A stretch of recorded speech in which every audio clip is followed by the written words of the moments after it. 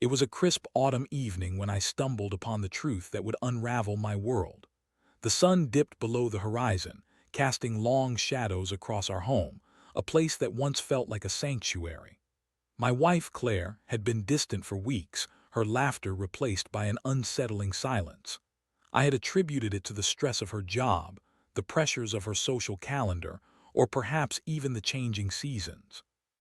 Little did I know, a storm was brewing just beyond the surface of our seemingly perfect life. I remember that day vividly. I had returned home early from work, eager to surprise Claire with her favorite takeout from the little Thai place down the street.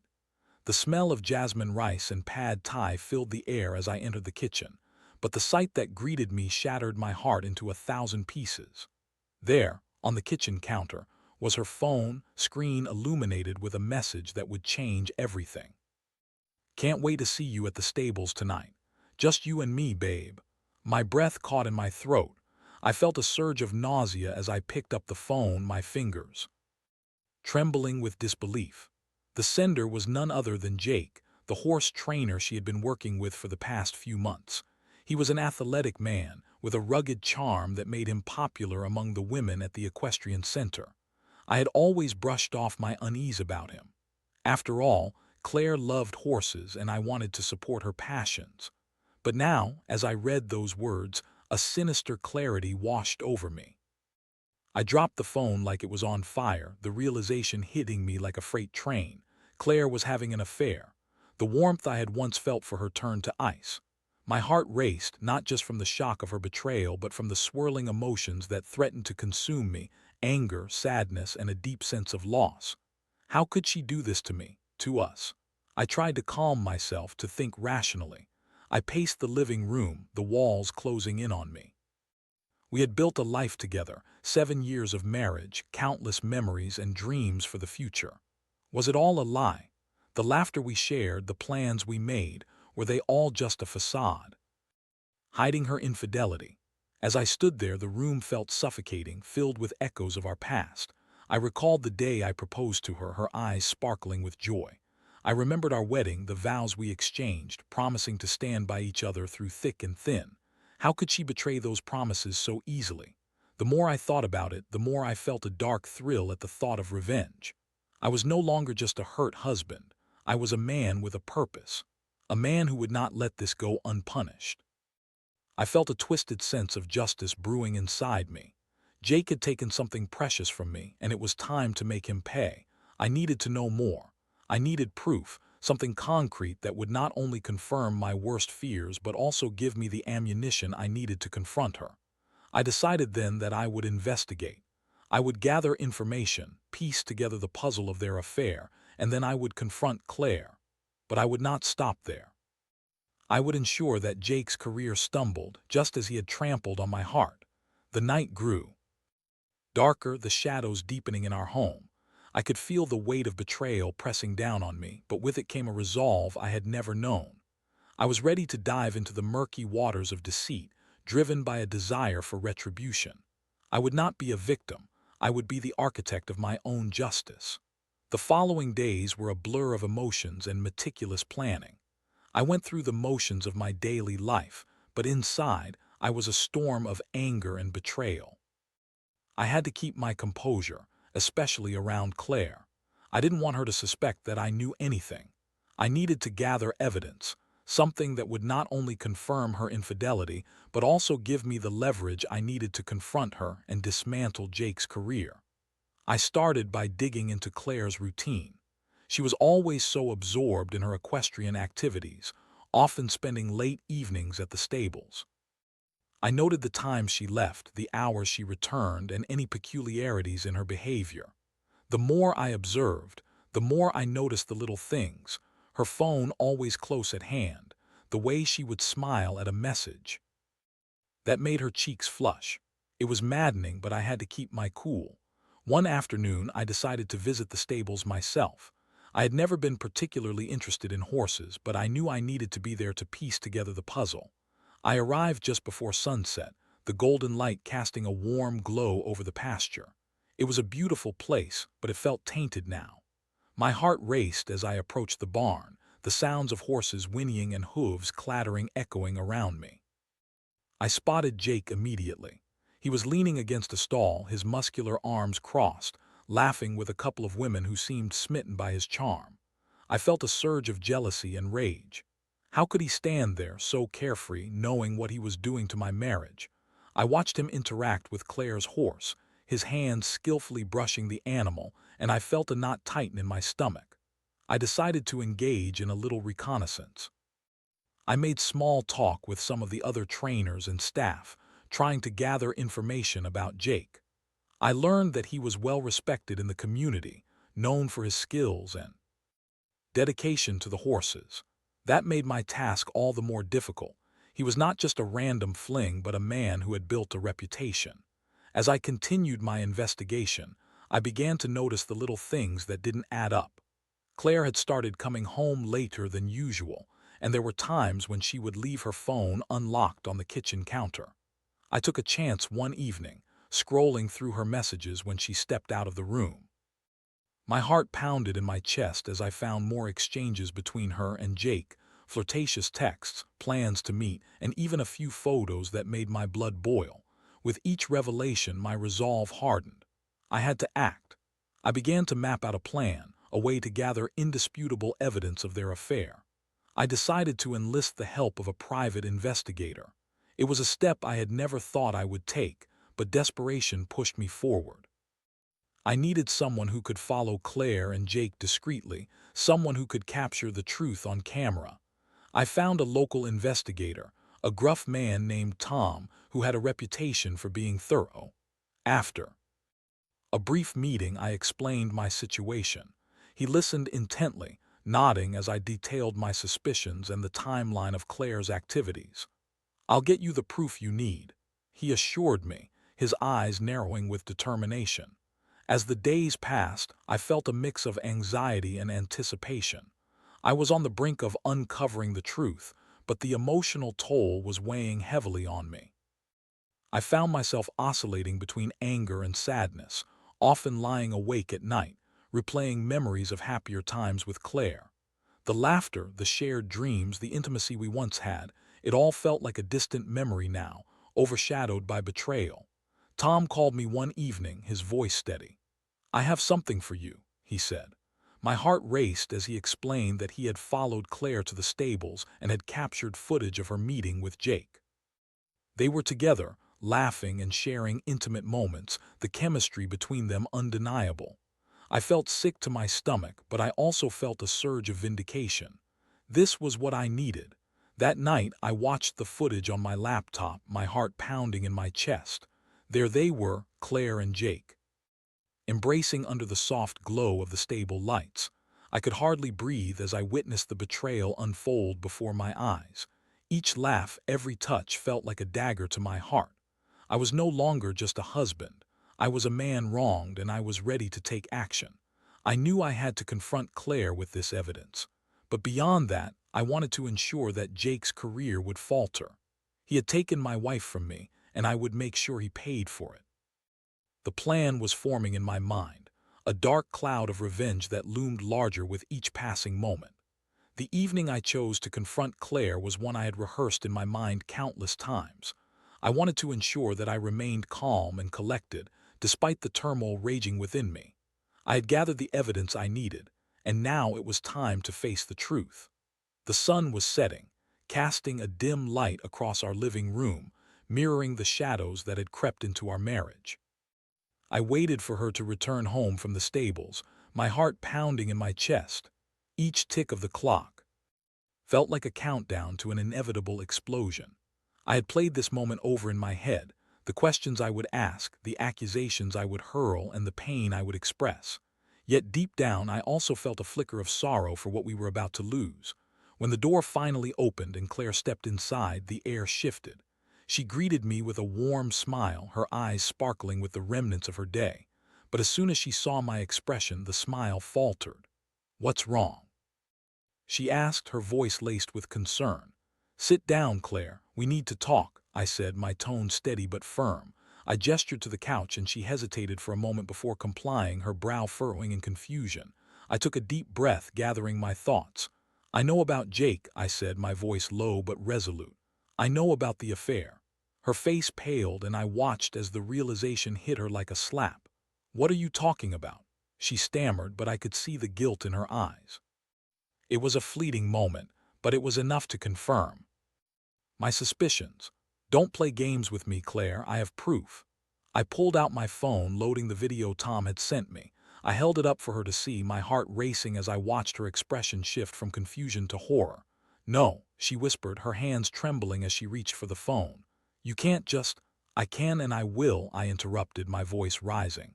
You've betrayed me. You've betrayed everything we built together for that man. How could you do this? Tears welled in her eyes as she watched the footage, her face crumpling with each passing second. I'm so sorry, she finally said, her voice breaking. It was a mistake. I didn't mean for it to happen. A mistake, I echoed, incredulous. You didn't just trip and fall into bed with him, Claire. You made a choice. You chose him over me.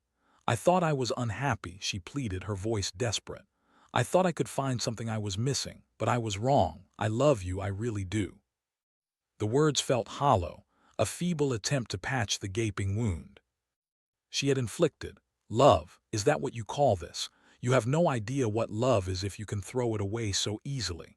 Her sobs filled the room, but I felt no sympathy. The anger surged within me, burning away any remnants of love I had left for her. What do you think will happen now, Claire? Do you think I can just forget this? Do you think I can trust you again? I'll do anything to make it right, she cried, reaching for my hand, but I pulled away. Please just give me a chance to explain. I shook my head, my eyes narrowing. No more explanations. I'm done listening to your excuses. I took a step back, creating distance between us. You've made your choice and now I'm going to make mine. What do you mean? She asked, her voice trembling with fear. I looked her straight in the eyes, feeling a sense of resolve wash over me. I'm going to make sure Jake pays for what he's done. You think he can just walk away from this without consequences? No, Claire, I won't allow that. Please do. Do this, she begged, panic creeping into her voice. You don't know what you're saying. Oh, I know exactly what I'm saying, I replied, my tone icy.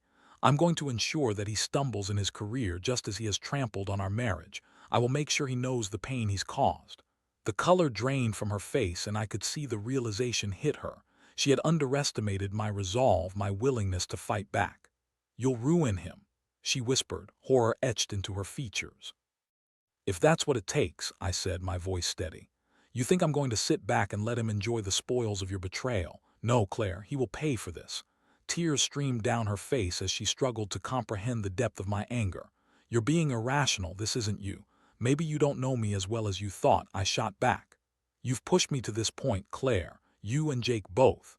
The confrontation hung heavy in the air, the weight of our shattered relationship palpable. I felt a mix of triumph and devastation. I had finally confronted her, but it came at a cost. I was no longer the man she had married. I was a man driven by revenge. As I walked out of the room, leaving her sobs behind, I felt a strange sense of clarity. I knew what I had to do. Jake would pay for his betrayal, and I would ensure that he stumbled in ways he couldn't even imagine. The confrontation with Claire had ignited a fire within me, a burning desire for retribution that I could no longer ignore. I had seen the devastation in her eyes, but I felt no remorse. My heart was hardened and my mind was set. I was determined to ensure that Jake's career would falter, just as he had shattered my life. In the days following our confrontation, I focused on formulating a plan. I had always been a meticulous planner, and this was no different. I needed to gather information about Jake, his connections, and his standing in the equestrian community. The more I knew about him, the better I could execute my plan. I started by leveraging the contacts I had from Claire's social circle. I reached out to fellow equestrians, pretending to be interested in the latest happenings at the stables and the competitions coming up. I learned that Jake was well regarded, but there were whispers of his arrogance and questionable practices. It was a small community, and reputations could be fragile. One evening, I attended a local equestrian event, blending in with the crowd. I watched as Jake interacted with the spectators, charming them with his wit and charisma. I felt a surge of anger as I observed the admiration in their eyes. They had no idea what kind of man he truly was. I overheard snippets of conversations about upcoming competitions and training methods, and I took mental notes.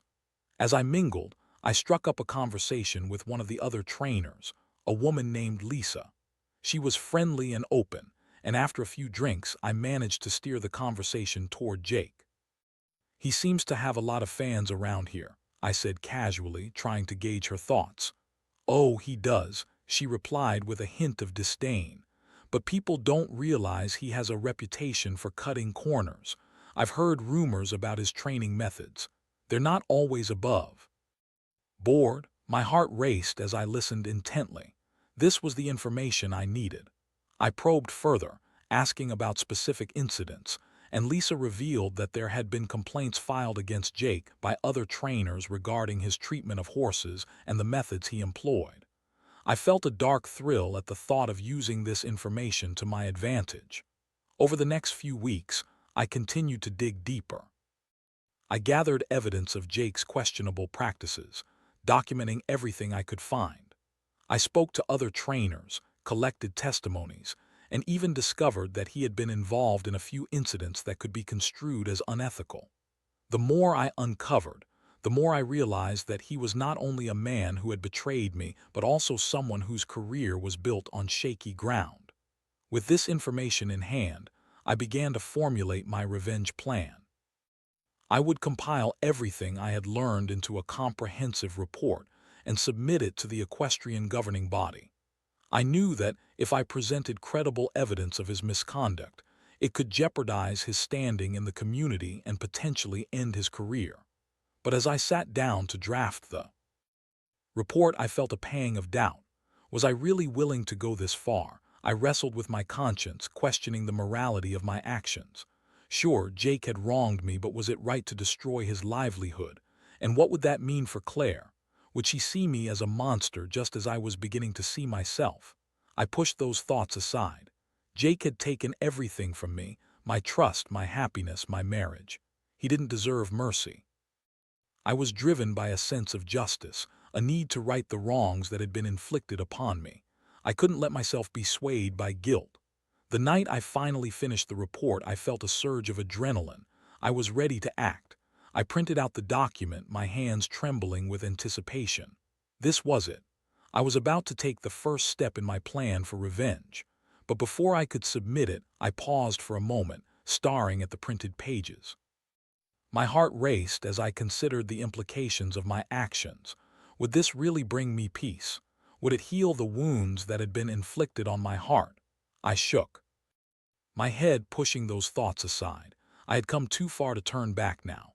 I was committed to this path, and I would see it through to the end.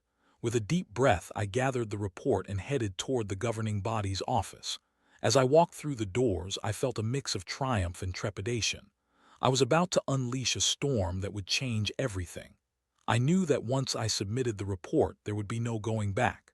I would be a man transformed, driven by revenge. And as I placed the report on the desk of the official, I felt a sense of power wash over me. This was my moment, the culmination of my pain, anger, and betrayal. I was no longer just a victim. I was the architect of my own justice. The moment I dropped the report on the desk felt both liberating and terrifying. I had crossed a line that could never be uncrossed. As I turned to leave the governing body's office, a sense of urgency coursed through me. I had unleashed a chain of events that would soon spiral out of my control. In the days that followed, I was consumed by a mixture of anticipation and anxiety. I kept my ear to the ground, waiting for whispers about Jake's impending fallout. My heart raced every time I heard a rumor or a hushed conversation about the investigation. I had done everything I could to ensure that the governing body would take my claims seriously. I provided evidence, testimonies, and even a timeline of Jake's questionable practices. I began to notice changes in the atmosphere at the stables. The tension among the trainers and staff was palpable. Jake, who once walked with an air of confidence, now seemed increasingly agitated. I caught glimpses of him during my visits, and each time I felt a rush of satisfaction. The man who had stolen my wife was beginning to crack under the pressure of his own misdeeds. Then came the day I had been waiting for. I received a call from Tom, the private investigator I had initially hired. "You might want to sit down," he said, his tone serious. "They're investigating Jake. I just got off the phone with someone who confirmed it. Your report has triggered a full inquiry into his practices." My heart raced. As I processed the news, this was it, the moment I had been working toward. Jake's world was about to crumble. I felt a mix of exhilaration and dread. I knew that once the inquiry began, Jake would be scrutinized by everyone in the community. His reputation, his career, everything he had built was now at stake. As the days passed, I watched as the situation unfolded. There were whispers at the stables, conversations hushed as I entered the room. I could see the uncertainty in the eyes of the other trainers. They had begun to question Jake's methods, and doubt was creeping into their minds. My heart swelled with satisfaction. I had planted the seeds of his destruction, but it wasn't enough. I wanted to ensure that Jake's downfall was complete. I began to explore other avenues to further undermine him. I reached out to a few of the trainers who had previously lodged complaints against him, encouraging them to speak out again. I knew that if I could gather more testimonies, it would only strengthen the case against him. One evening, I met with Lisa, the trainer who had shared her concerns about Jake's practices. I casually brought up the investigation. "Have you heard anything more about it?" I asked, trying to gauge her thoughts. She hesitated for a moment before nodding. "Yeah, there's been a lot of talk. A few of us are worried about what might happen if he gets suspended or worse. He's not the only one who's been cutting corners, you know." "Maybe it's time for the truth to come out," I suggested, my voice low. "If he's been mistreating horses, don't you think it's important for the community to know?" Lisa's eyes narrowed as she considered my words. "You're right. We need to protect the horses first and foremost. If he's been putting them at risk, then he deserves whatever comes his way." Encouraged by her response, I pushed further. "Then why not come forward? We could present a united front. The more of us who speak out, the harder it will be for them to ignore the evidence." That night, I felt a surge of power as I envisioned the walls closing in on Jake. I was orchestrating his downfall, pulling the strings from the shadows. Every conversation, every piece of evidence I gathered was a step closer to ensuring he would never recover from this. As the inquiry progressed, I noticed a change in Claire's demeanor. She had been quiet since our confrontation, but now there was a flicker of hope in her eyes. "Maybe we can work things out," she said one evening, her voice tentative. "I know I messed up, but I love you. I want to fix this." I felt a mix of anger and frustration. How could she even think that after everything? "You think I can just forget what you did?" I snapped. "You chose him over me. You're still entangled with that man. But he's being investigated. Maybe he'll be out of the picture soon," she argued, desperation creeping into her voice. "We can start fresh." I shook my head, feeling a surge of rage. "You don't get it, Claire. This isn't just about you and me anymore. I'm doing this for myself, for the betrayal I suffered. I won't let him walk away unscathed." Her face fell, and I could see the realization dawn on her. I was no longer the man she had married. I was a man transformed, driven by a desire for revenge that overshadowed everything else. As the inquiry reached its peak, I heard whispers that Jake was on the verge of being suspended. My heart raced with anticipation. I had succeeded in dismantling his career, but at what cost? I was losing myself in this quest for vengeance, becoming a man I never thought I would be. But I couldn't stop now. I had come too far to turn back. With each passing day, I felt the weight of my actions pressing down on me, but the thrill of revenge overshadowed any sense of guilt. I was determined to see this through to the end, no matter the consequences.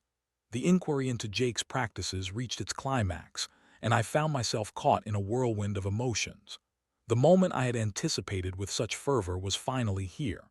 I had orchestrated his downfall, but as I watched the events unfold, a profound sense of emptiness began to creep in. Jake was officially suspended from the equestrian community, his reputation tarnished. The news spread like wildfire, and I could see the whispers and gossip swirl around the stables. I felt a bittersweet satisfaction. I had achieved what I set out to do, but with that satisfaction came a gnawing realization. I had lost a part of myself in the process. In the days following Jake's suspension, I avoided Claire, unable to face her. I had taken everything from him, but what had it truly cost me? I realized that I had become a man driven by revenge, consumed by anger and betrayal. Each time I thought of Claire, I felt a mix of bitterness and longing. I wanted to believe that we could rebuild our relationship, but how could I trust her again? One evening I sat alone in our living room, the weight of my actions pressing heavily on my chest. I replayed the events of the last few weeks in my mind, the investigations, the confrontations, the satisfaction of watching Jake's career crumble. I had succeeded, but at what price? I was left with a hollow victory. Claire eventually approached me, her eyes filled with uncertainty. "Can we talk?" she asked, her voice quiet. I nodded, bracing myself for the conversation that loomed ahead. She sat across from me, her hands clasped tightly in her lap. "I know what happened to Jake is a result of what he did to us, and you were justified in your anger," she began. "But I can't help but feel that you've changed. You're not the man I fell in love with."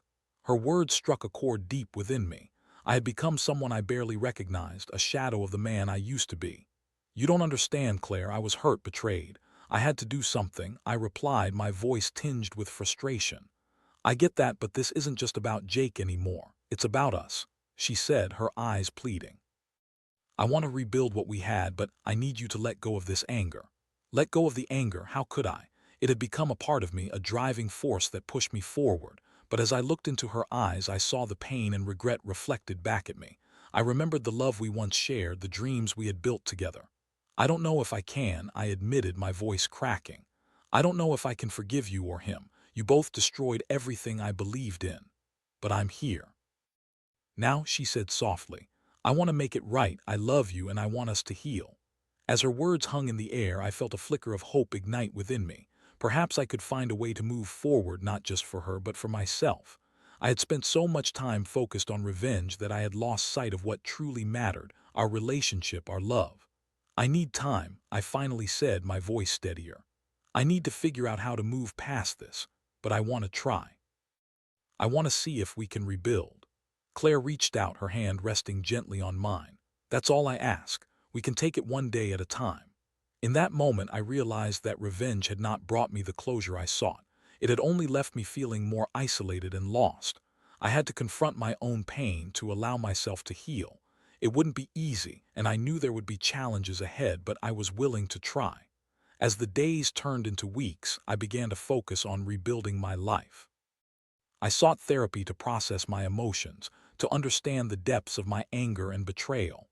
I learned to communicate with Claire, to express my feelings without letting resentment cloud my judgment. Jake's suspension served as a reminder of the path I had chosen, but it also became a catalyst for my growth. I realized that true strength lay not in revenge, but in forgiveness and healing. I didn't have to carry the weight of bitterness anymore. I could choose to let it go. As I sat in the living room one evening, I felt a sense of peace wash over me. Claire and I were working together to mend our relationship, and I could see the light returning to her eyes. I was learning to trust again, to believe in love despite the scars. In the end, I understood that revenge might have given me a fleeting sense of satisfaction, but it was love and forgiveness that would lead me to true healing. I had been through the fire, but I emerged stronger, ready to embrace the future, whatever it may hold. And as I looked at Claire, I felt a renewed sense of hope. We were both learning to navigate the complexities of our hearts, and I was ready to take that journey with her. It was time to move forward, to write a new chapter in our lives, one filled with love, understanding, and resilience. The journey wasn't over, but I was finally ready to face it together.